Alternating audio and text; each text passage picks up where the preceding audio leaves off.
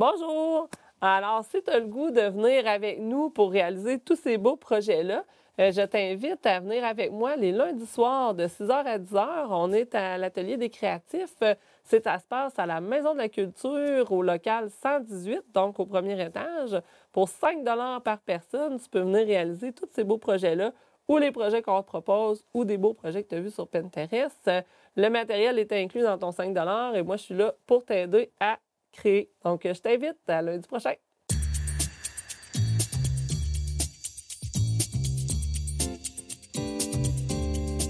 Bonjour, bienvenue à notre nouvel épisode des Créatifs. Alors aujourd'hui, moi, ce que je te suggère comme projet, ça va être en 2 étapes dans le fond. Je te propose d'essayer plein de techniques d'acrylique et ça, souvent, on fait des tests sur plein de feuilles. Et ensuite, plus tard, quand tes feuilles ont séché, parce que je suis sûre que tu vas faire plein de tests, on va faire notre projet qui réutilise ces papiers-là et qui fait un collage. Donc, je te montre un exemple dans mon cahier d'artiste d'un collage que j'ai fait comme ça ici. Donc, si tu vois bien, c'est vraiment des papiers que j'ai remplis de peinture acrylique. Donc, soit que c'est des tests que j'ai faits ou quand je termine, moi, une soirée, je finis de peindre parce que là, c'est l'heure de me coucher. Bien souvent, il me reste dans ma palette, il va me rester des peintures et je les étends souvent sur d'autres papiers, des vieux papiers de revue, des vieux livres ou tout simplement des papiers dans mes cahiers. Puis ça, soit que je les réutilise comme fond pour d'autres choses ou justement que je les découpe comme ça. Donc, vu qu'on va tester de l'acrylique et des techniques, tu vas avoir vraiment besoin de tout ce qui traîne chez toi. Tu vas avoir besoin de peinture acrylique, évidemment, pinceau, de l'eau. Tu vas avoir besoin de médium acrylique. Donc, ça peut être du vernis ou ça peut être même de la colle blanche. Ça, c'est vraiment pour diluer ton acrylique. Tu vas avoir besoin de tous les crayons qui traînent chez toi, crayons feutre, stylo.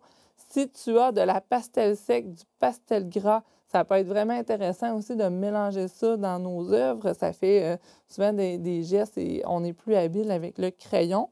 Et tu vas avoir besoin, j'ai oublié quelque chose, ah oui, après pour le collage, dans le fond, tu vas avoir besoin d'un support. Donc, pour faire les tests d'acrylique, ce que je te suggère, c'est juste un papier qui est quand même assez épais que tu vas pouvoir mettre de l'eau dessus. La plupart des papiers là, dans les cahiers comme ça d'artistes sont capables de le supporter ou du papier craft comme ça. Ce qui marche vraiment bien, c'est le papier mix média ou à l'aquarelle aussi, qui est vraiment épais, qui est fait pour prendre de l'eau. Et ensuite, pour notre collage, moi, j'aime beaucoup le papier craft pour coller dessus. Donc, c'est un papier qui est quand même épais et qui ne va pas trop gondoler. Donc, on aura le choix. Là, dans celui-là, ça va être soit blanc, couleur papier craft comme ça ici, ou noir. Je pense que moi, je vais l'essayer sur le papier craft aujourd'hui. Donc, je te laisse aller chercher tes choses, puis on se retrouve après.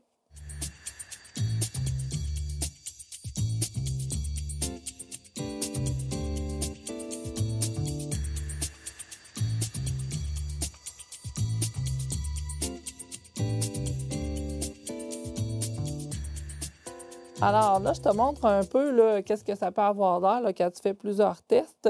Donc, si tu regardes comme ici, dans le fond, c'est vraiment des grilles que je me suis fait. J'avais mis du masking tape, là, du ruban cache avant aussi. Puis ensuite, pour certains, j'avais pris la peine d'écrire en dessous c'était quoi les médiums que j'ai utilisés. Donc ça, c'est le genre d'exercice que ça vaut vraiment la peine que tu travailles à la maison si tu aimes ça, faire de la peinture, parce que ça va te pratiquer. Là, tu vas avoir une bonne banque dans ta tête ensuite. Ah, si je veux faire tel effet, c'est quel matériau que je vais utiliser pour le faire. Là, c'est sûr que je ne te fais pas faire tous les exercices parce qu'on a quelques minutes seulement pour l'émission. Mais ensuite, si tu veux en faire d'autres, tu peux aller explorer tout ce qui traîne chez toi, tu l'essayes, tu écris et ensuite, ça te fait une belle banque et tu peux le pratiquer sur des plus grands papiers ensuite. Donc, des fois, quand les soirs, quand tu demandes d'inspiration, sors 2-3 affaires, fais des grandes feuilles, puis tu vas pouvoir les réutiliser dans des collages ou comme fond pour d'autres œuvres. Donc, on commence ici. Je l'ai écrit pour être sûr de ne pas me tromper. Donc, ici, on va commencer avec tout simplement de l'acrylique pur. On va utiliser, je vais essayer de prendre un pinceau pas trop gros, mais quand même... Ah, celui-là, ça serait pas pire. OK. Donc, ici, on va utiliser de l'acrylique, mais seulement en couche mince. Donc, je vais essayer de travailler toujours avec la même couleur. Des fois, c'est plus facile aussi. Donc, c'est important. L'acrylique, souvent, ça va être plus intéressant si je superpose les couches minces. Et là, tu vois, hein, à la fin, mon pinceau, il me laisse des belles petites traces comme ça. Ça, c'est parce que mon pinceau, il manque un peu de peinture. Donc, l'acrylique, quand elle est pure, qu'elle sort du tube, elle est plus difficile à étendre. Surtout si c'est un acrylique qui est plus épaisse. Et ici, je vais en mettre ici aussi, et peut-être même, là, je vais y aller en plus épais. Je le fais tout de suite parce que je vais te montrer tantôt, si on est chanceux puis qu'elle sèche assez vite, on peut aller travailler en frottis par-dessus. Ça veut dire que je vais aller travailler en petites couches minces, minces, minces et pas diluées. Donc ici, je peux travailler avec épais. Qu'est-ce que ça me donne? Donc, je peux aller essayer plusieurs sortes d'acrylique aussi. Hein. De l'acrylique plus mince. Qu'est-ce que ça donne quand j'en mets épais sur mon pinceau? L'acrylique plus épaisse aussi. Puis là, j'ai un verre, même très, très, très épais. Je pourrais l'appliquer avec la spatule aussi. J'avais oublié de te la nommer tantôt, mais la spatule aussi, ça peut être intéressant pour étendre. Donc, oh! Qu'est-ce qui se passe? Hein? Regardez, si je les mélange ici, donc si je le fais comme ça ici, j'en mets par-dessus et je vais gratter. Donc, je vais avoir de la peinture qui a déjà rentré dans mon papier, mais elle se mélange quand même avec l'autre par-dessus. Donc, qu'est-ce que ça donne quand je mets plusieurs couches épaisses une par-dessus l'autre? Et là, on parle ici de toujours la même couleur. Donc, ensuite, qu'est-ce que ça donne ici avec de l'eau? Si j'utilise la même peinture, mais que je vais tremper mon pinceau dans l'eau, donc ça va me donner un effet un petit peu plus comme de l'aquarelle. Ça teint beaucoup mieux, mais elle est très transparente. Puis si je la dilue trop, mais là, je vais vraiment perdre un peu les propriétés de mon acrylique. Comme ça. Et ici, avec du médium gel. Donc, ça, le médium gel, c'est celui-là ici, le mien. Mais tu peux utiliser aussi de la colle blanche, ça fonctionne, ou du vernis. C'est que ça va diluer ta peinture, mais ça garde la propriété de ta peinture, tandis que dans l'eau, ça l'enlève vraiment, là... je ne sais pas comment le décrire, là, ça l'enlève un petit peu de l'épaisseur de ta peinture. Donc, ici, ça garde une transparence. Elle reste transparente, mais elle n'est pas trop... les pigments ne sont pas trop dilués. On voit la différence, là, entre les deux. Puis ça, justement, là, vu qu'il n'y a pas d'eau, ça l'enlève un petit peu. Hein, ça l'enlève pas de couche. Alors, tantôt, ce que je vais pouvoir faire, je vais aller travailler avec plusieurs couches qui vont se superposer avec du médium gel. Une autre chose que je peux faire ici qui est vraiment très intéressante, ça va être d'en mettre une couche quand même assez épaisse. Et voilà. Et même, je pourrais mettre une petite couleur pâle en dessous. Ouais, vous allez comprendre pourquoi. Et voilà. Là, je vais en mettre une couche un peu plus épaisse. Là, ce que je peux faire, ça va être soit d'utiliser ma spatule et je peux aller gratter. Je ne sais pas si vous voyez bien, mais soit que je vois la couleur de mon papier en dessous quand je gratte, ou si j'ai mis une autre couleur, mais je peux, ça va me montrer l'autre couleur aussi. Donc, je peux aller avec ma petite spatule, là, on va gratter, faire des effets intéressants en l'enlevant tout simplement. Ça l'a accroché à quelques places. Donc là, je vais avoir une texture intéressante ou tout simplement comme ça. Donc, tu pourrais faire tracer des lettres comme tu veux. La technique du grattage est quand même assez intéressante parce qu'après, tu peux utiliser le frottis aussi pour aller faire encore plus sortir tes choses. Et ici, en haut, je l'avais gardé pour la fin parce que c'est mélanger nos couleurs sur le frais. Donc, ça va être vraiment mélanger la couleur directement sur mon support. Là, c'est sûr que ça irait mieux. Je vais juste rincer mon pinceau ici. La portion ASMR de l'émission. Et voilà. Donc, je vais à la limite quand même, pour pouvoir mélanger sur le frais, il faut que je laisse quand même assez épais. de couleurs. Et là, je vais aller me prendre une autre couleur et je vais aller les mélanger ensemble directement sur ma toile. Donc, avec ça, je suis capable d'avoir des dégradés qui sont quand même intéressants. Si tu es quelqu'un qui travaillait beaucoup à l'huile, hein, on est capable, notre peinture, elle sèche très lentement. Donc, on est capable d'aller vraiment là, faire des beaux mélanges de couleurs, tout faire plein de couleurs dans ta palette, un beau dégradé, puis ensuite, je les applique, qui se mélangent bien. Tandis que l'acrylique, bien, une de ses qualités, un de ses défauts aussi, c'est qu'elle sèche très rapidement. Donc, ça va être plus dur là, de me faire des beaux dégradés. Souvent, moi, j'aime ça les mélanger justement sur le frais comme ça. Donc, notre première page est faite d'exercices. Et là, ça fait vraiment des très beaux fonds mélangés sur le frais. Faire des grandes quantités épaisses aussi de peinture, ça peut être très, très intéressant aussi. Vous allez voir plus tard qu'est-ce que ça donne. Donc, on arrache. Donc, ici, ça va être ma partie mix média, donc médium mix. Ça veut dire que je vais mélanger ma peinture avec d'autres matériaux, OK? Donc, de ce côté-ci, je vais mettre mon matériau avant et de ce côté-ci, je vais mettre ma peinture et je vais mettre mon matériau après. On commence donc avec le pastel gras. Donc, le pastel gras, il est le fun parce que justement, il est gras, donc il va repousser un peu la couleur. Ça se vend à peu près partout. Il y a des qualités, mais ce qui est le fun, c'est que si tu prends du pastel gras, tu peux le diluer avec de l'huile aussi. OK? Ça, c'est le fun. Puis, si j'utilise ma peinture ensuite avec un petit peu d'eau, donc on peut voir, hein, le pastel gras, il va transparaître en dessous. Donc, je peux faire des superpositions.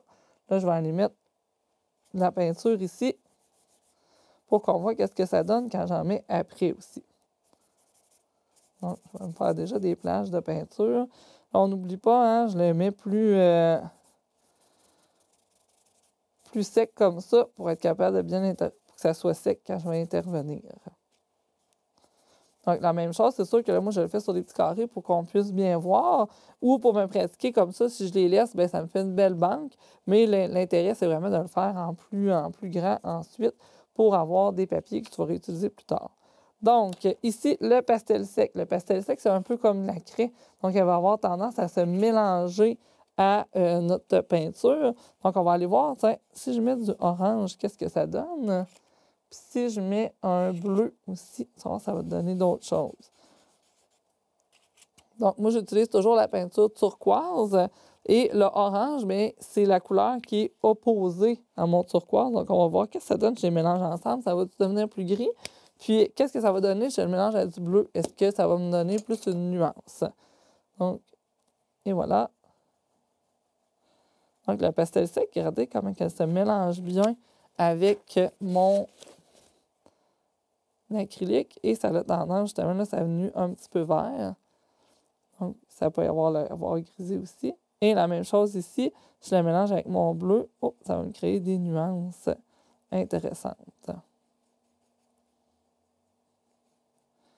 Et on peut en rajouter plusieurs couches ensuite, l'une par-dessus l'autre. Donc, ça donne vraiment des effets quand même plaisants. Le stylo maintenant. C'est sûr que là, ça va dépendre de la sorte de stylo que tu as. Moi, j'ai un stylo qui est plus de langue de feutre, puis un stylo bille aussi, on va aller voir qu'est-ce que ça donne. Donc, je fais un geste comme ça au stylo plus feutré aussi. Et en utilisant la peinture verte, on va aller voir qu'est-ce que ça donne.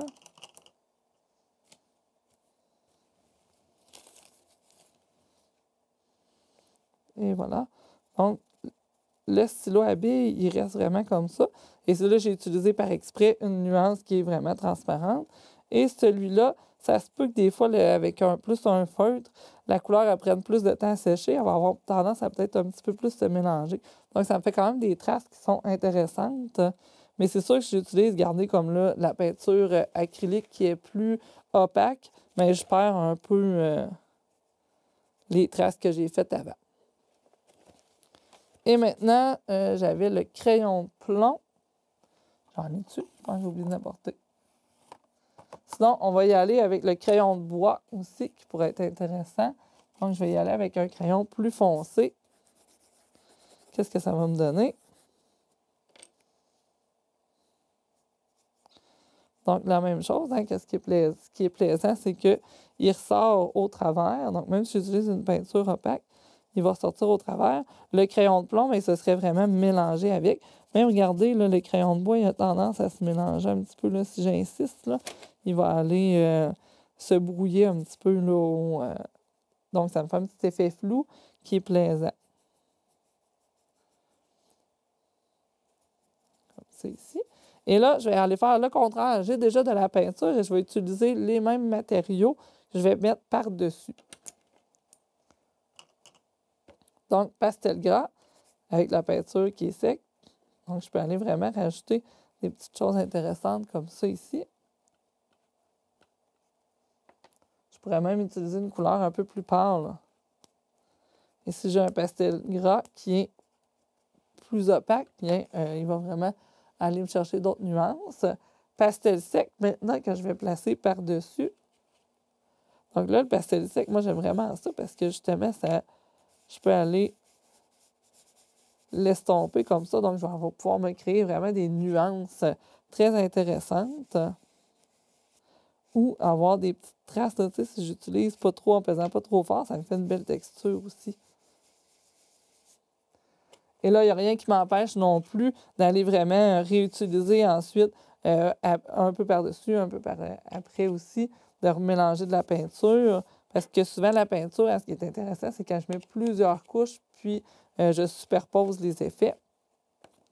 Le stylo, maintenant, oh, j'avais pas fait une grande plage ici.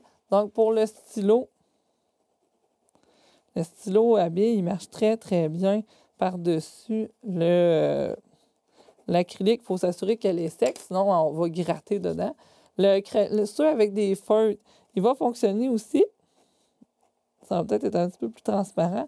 Puis, il y a certains feutres qui vont avoir envie aussi, qui vont avoir tendance à se boucher. Avec l'acrylique, on dirait qu'il y a encore de l'acrylique qui rentre un peu dedans. Celui-là, il va bien. Peut-être qu'il était assez sec. Et ensuite, le crayon de bois, ici. Donc, le crayon de bois, lui, il va vraiment aller pouvoir... C'est comme si je travaillais directement sur le papier. Donc, je peux aller vraiment me rajouter beaucoup d'effets comme ça. Un petit œil. Et je pourrais aller vraiment créer plein de nuances intéressantes aussi. Si j'ai un crayon de bois qui a une mine assez grasse, je vais même pouvoir utiliser des couleurs plus pâles par-dessus. Et la même chose, hein, je pourrais ensuite retravailler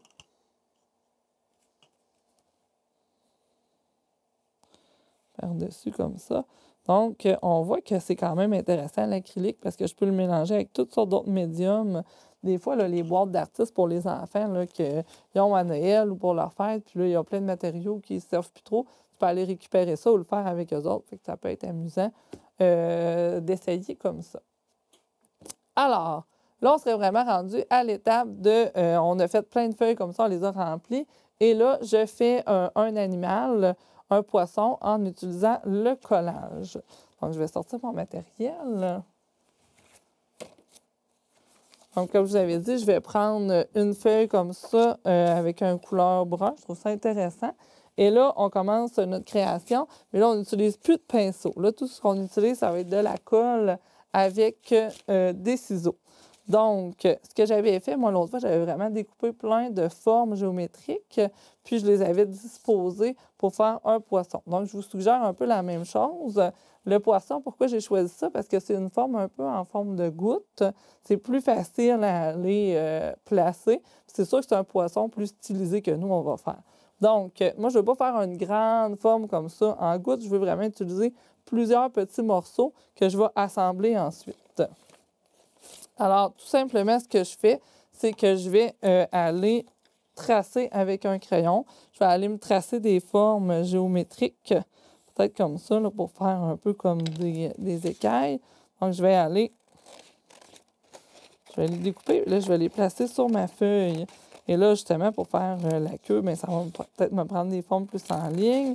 Je peux aller me faire des formes plus rectangles aussi pour faire un peu comme les arêtes.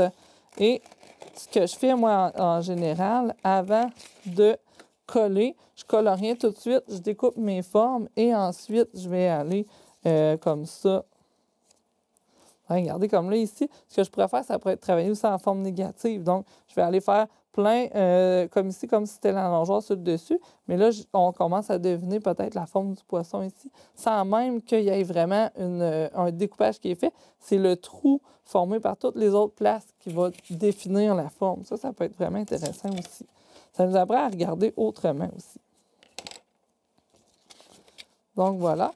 Là, pour l'instant, moi, ici, je n'ai pas de colle en bâton. J'ai moins tendance à l'utiliser maintenant parce que je trouve que la plupart, ils ne collent pas longtemps. Mais si vous voulez le faire avec la colle en bâton, moi, ce que je vous conseille, vu que ça va être des papiers peut-être plus épais souvent que tu vas utiliser, ça va être vraiment d'utiliser, de regarder sur ta colle et de prendre ceux qui sont fortes. Donc, j'ai peut-être la petite nageoire ici dorsale. Ensuite, je vais aller me chercher. Donc, je vais essayer de travailler tout le temps dans les mêmes teintes aujourd'hui. Donc ici, vous voyez, c'est un papier de cahier qui est plus épais que celui-là. C'est pas grave, ça va fonctionner pareil. Donc, je vais peut-être aller me faire le visage. Oups, le visage ici, comme ça. Donc, le visage de mon poisson, peut-être que ça pourrait être une forme. Regardez, il y a un beau arrondi ici. Donc, je vais aller comme ça. Et là, quand on fait des collages, là, c'est ça qui est amusant. On peut réajuster ensuite. Moi, je colle vraiment juste à la fin quand je suis très contente du résultat, jamais avant. Comme ça, je peux toujours le changer. Ce qui n'est pas possible quand on fait de la peinture, c'est beaucoup plus difficile. Donc, tiens, je vais avoir ma tête ici. Et là aussi, pourquoi j'utilise le poisson? Bien, parce que la journée du tournage, c'est demain le poisson d'avril. On dirait que ça me fait penser à ça. Alors là, peut-être que je pourrais aller me faire la petite nageoire ici. Donc, la nageoire, je crois que je vais réutiliser les mêmes couleurs. Là, je l'ai toutes découpées, mais ça pourrait être déchiré ici. Ça pourrait être très intéressant.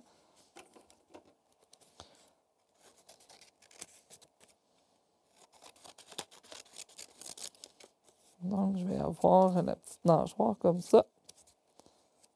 Ici, puis je pense que ça pourrait être intéressant aussi d'aller fermer ma forme ici. Donc, je ne sais pas si vous voyez ici. Et là, c'est là que je peux réutiliser toutes les techniques que j'ai apprises. Donc, je pourrais, ici, tracer son œil. Les poissons, en général, ils ont un œil quand même assez gros. Ça.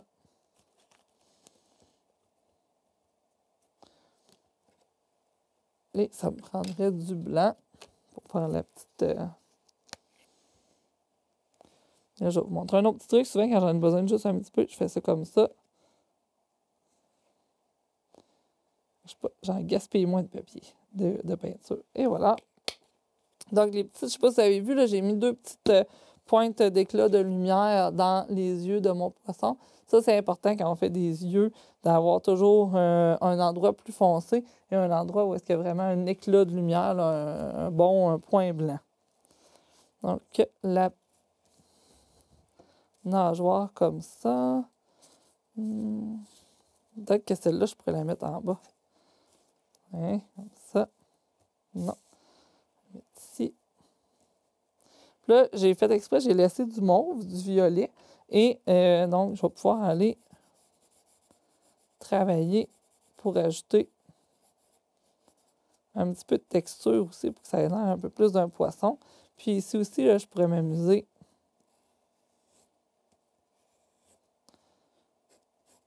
comme ça, à aller rajouter des motifs plus intéressants.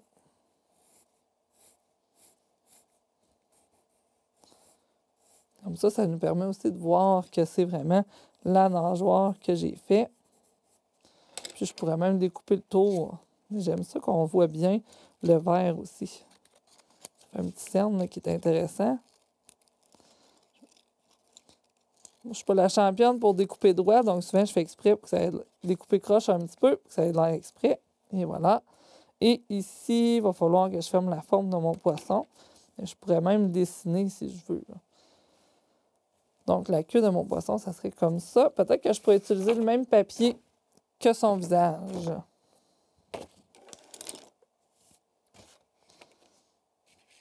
Alors, ici comme ça.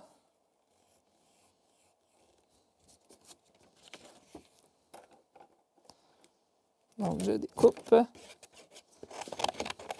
Et là, c'est là que ça devient intéressant de faire des tests parce que je sais que je peux les réutiliser après. Mais c'est pas grave non plus à la maison. Là, si vous n'aimez pas ça, vous pouvez les jeter. Mais sinon, j'aime bien réutiliser tous mes papiers. C'est sûr que ça te prend un endroit pour pouvoir les garder. Je commence à avoir des boîtes par couleur. Et voilà.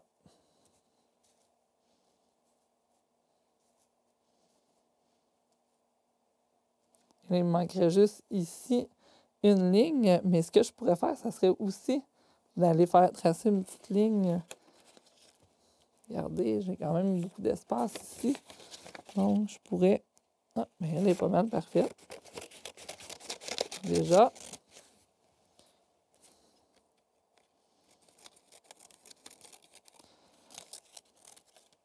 Et là, c'est sûr que moi, je suis quand même assez habituée là, de faire du collage comme ça. Donc, j'ai tendance à bien voir mes lignes, mais vous pourriez les tracer aussi. Il n'y a pas de règle.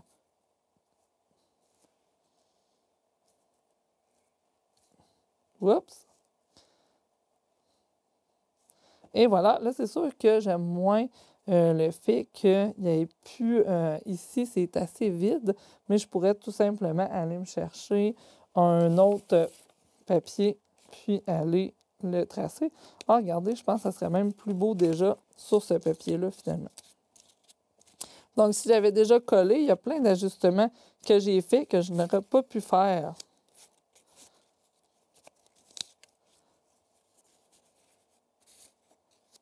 Et voilà.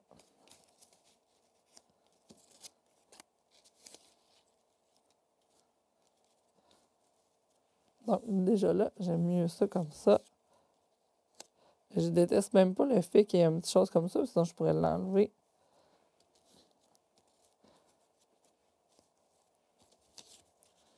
Et là, ça serait le temps de coller. Pour ma part, vu que je n'ai pas apporté de colle en bâton, bien, je vais tout simplement utiliser le médium acrylique. Alors là, il y en a même là, des fois qui collent leur affaire un petit peu avec de la gommette pour être sûr que ça ne bouge pas. Et le truc avec la colle, c'est toujours d'attendre un petit peu. On pèse un petit peu pour laisser le temps à la surface de bien adhérer. Et si on utilise une colle comme la mienne qui est plus liquide, il ne faut pas trop en mettre parce que sinon le papier va avoir envie de gondoler. Donc, c'est vraiment toujours de prendre notre temps.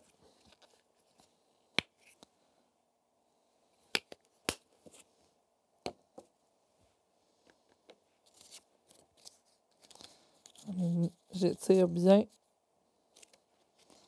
ma colle.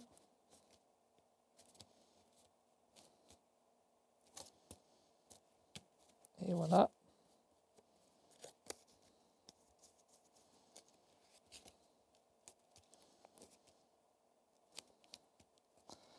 Justement, là, vous avez vu, hein, c'est plaisant, vu que j'avais beaucoup de papier qui traînait autour de moi, mais je trouvais que finalement, mon fond n'était pas tant adéquat. Fait que j'allais réutiliser un autre morceau. Donc, je pense que je vais mettre ma ligne ici avant. Et là, l'avantage, justement, d'utiliser le médium acrylique, vous avez vu, là, je peux m'installer directement sur ma feuille. Puis même si je dépasse un peu, c'est pas grave, ça va même faire un petit peu brillant.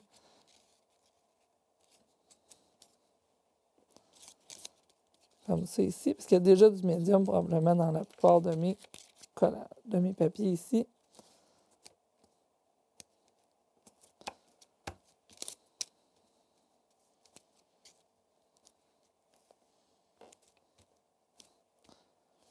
Et voilà. Et si on avait un petit peu plus de temps, probablement que je me mettrais d'autres feuilles aussi ici, comme ça, de papier. Mais là, je vais peut-être juste utiliser mon...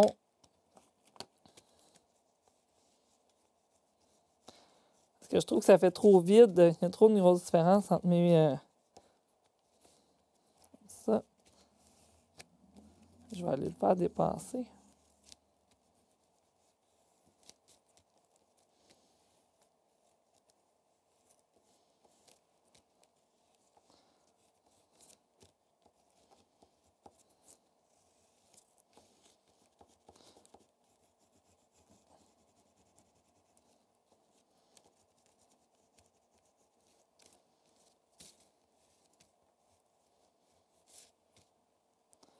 Hein, peut-être une petite algue ici.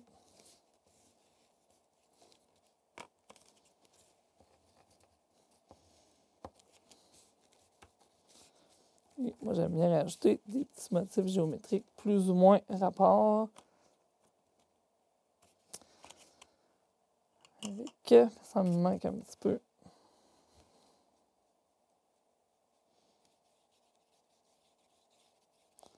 Et c'est là que je ne veux pas trop que ça se confonde avec le fond. Donc, je vais aller. Et vous voyez, hein, quand je mélange, là, je peux me permettre là, justement d'aller lier un petit peu mes éléments comme ça. Hein, il va de façon un petit peu gestuelle. Là.